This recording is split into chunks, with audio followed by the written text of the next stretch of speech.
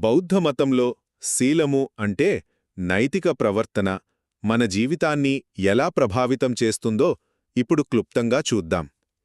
ఈ ఆలోచనలన్నీ మహాపరినిబ్బాణ సుత్తాలాంటి పురాతన బౌద్ధ గ్రంథాల నుంచి వచ్చాయి.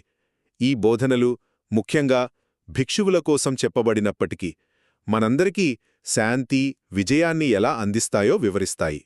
సరే, మొదటి విషయం నైతిక ప్రవర్తన వల్ల కలిగే ప్రాపంచిక లాభాలు. చూడండి, మీరు నిజాయితీగా ఉంటే ప్రజలు మిమ్మల్ని నమ్ముతారు కదా. దానివల్ల మంచి సంపద వస్తుంది, సమాజంలో మంచి కీర్తి కూడా వస్తుంది. ఇంకా దాచడానికి ఏమీ లేనప్పుడు ఏ సభలోనైనా ఎంత ధైర్యంగా, ఆత్మవిశ్వాసంతో ఉంటాం. చివరికి ఎలాంటి పశ్చాత్తాపం లేకుండా ప్రశాంతంగా మరణించి మంచిగతికి చేరుకుంటారని ఈ గ్రంథాలు చెబుతున్నాయి. ఇక రెండవది, శీలమే ఆధ్యాత్మిక ప్రగతికి పునాది అంట. అంటే ధ్యానం, అంటే సమాధి, తరువాత జ్ఞానం, అంటే ప్రజ్ఞ.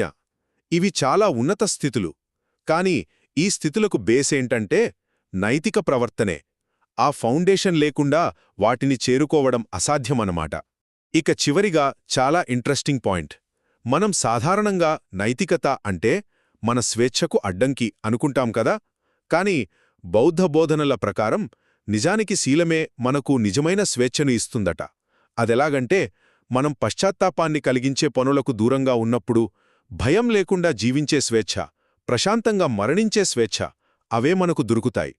ఒక్క మాటలో చెప్పాలంటే బౌద్ధధర్మంలో శీలము అనేది నియమాల సముదాయం కాదు, అది భయం లేని సంపన్నమైన జీవితానికి ఒక రక్షణ కవచం.